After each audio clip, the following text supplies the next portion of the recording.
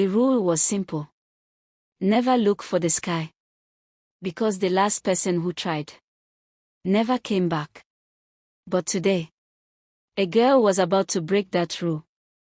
Inside the listening mountain, there was a hidden village. Not dark. Not sad. Alive. Drums echoed through warm tunnels. Palm oil stew bubbled over fires. Children raced past clay houses. It was the only word they knew.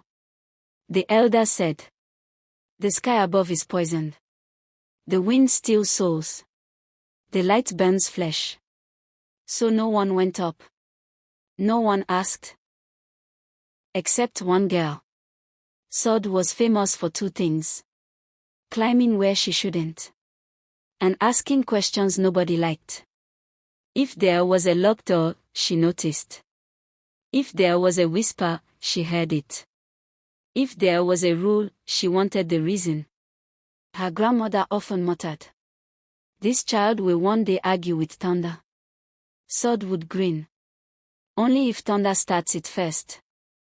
One evening during ancestor prayers, something went wrong. The moon well, the sacred glowing pool, suddenly dimmed. Then flashed bright blue. Not normal blue. Sky blue. The drums stopped. The elders froze. Even the mountains seemed to listen. In the water's reflection, Sod saw clouds. Moving. Real clouds. Her stomach flipped.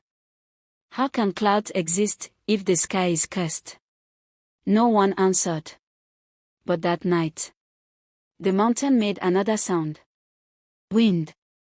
Soft. Cool. Real.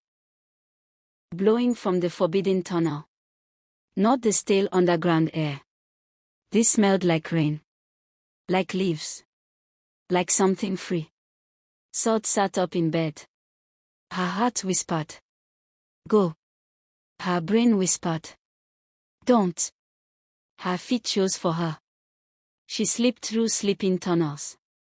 Past the old storyteller snoring like a drum. Past cooking pots. Past carved ancestor masks whose eyes seemed to follow her. The upper tunnel stood ahead. Sealed with sacred stones. Untouched for generations. Except tonight. One stone leaned loose. And golden light leaked through. Sod pressed her eye to the crack. And her world shattered. Sky. Endless blue. Trees taller than any cave pillar. Birds wheeling in sunlight. Wind bending grass like dancers. She laughed. Then covered her mouth in shock. "It's not death," she whispered. "It's beautiful." Sod. She spun. Boba Collard stood behind her. Oldest in the village. Eyes full of stories. He didn't scold. Didn't shout. Just looked, sad. "You saw it," he said softly. She nodded. "Why did you lie to us?" The old man sat heavily on a stone. "We didn't lie," he said. "We hid." He told her. Long ago, their ancestors lived above ground. Then came war. Fire. Famine. They hid in the mountain to survive. When peace returned, some elders feared the people would live forever. So they sealed the tunnel. And called the sky dangerous. At first it was protection. Later, it became tradition. Finally, it became truth. Sod whispered. "So we imprisoned ourselves." The old man nodded slowly. Fear builds strong walls. Before she could speak, boom! The mountain shook violently. Screams echoed.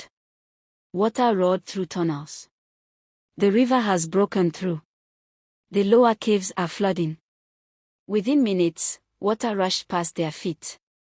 Food stores drowned. Paths vanished.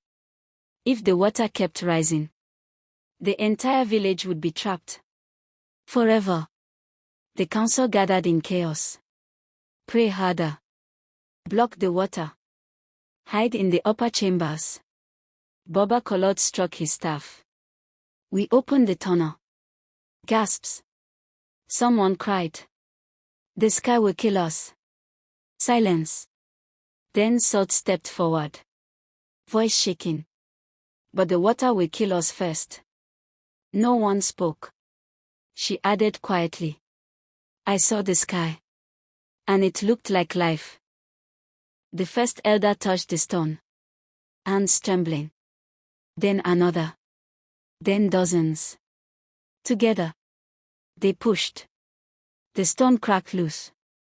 Light exploded into the tunnel. Fresh wind rushed in like a blessing. People coughed. Laughed. Cried. For the first time in generations. They climbed upward. They emerged into blazing sunlight. And froze. Green valleys stretched forever. Rivers sparkled. Birdsong filled the air. The sky was vast, gentle, welcoming. No poison. No curse. Just freedom. A woman began to cry. I forgot the world could be this big. Baba Collard smiled at Sod. The sky was never our enemy. Our fear was. Days later, while exploring the mountainside, they saw something shocking. Smoke. Far away. Not wildfire. Cooking smoke. From another village. Then another. They were not the last humans. They never were. They had just been alone in their fear. Sod laughed. All this time, she said. The world was waiting for us. Sometimes the most dangerous prison is the story we repeat.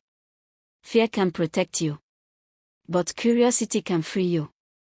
And remember, the child who dares to look beyond the mountain may discover the whole world is calling their name.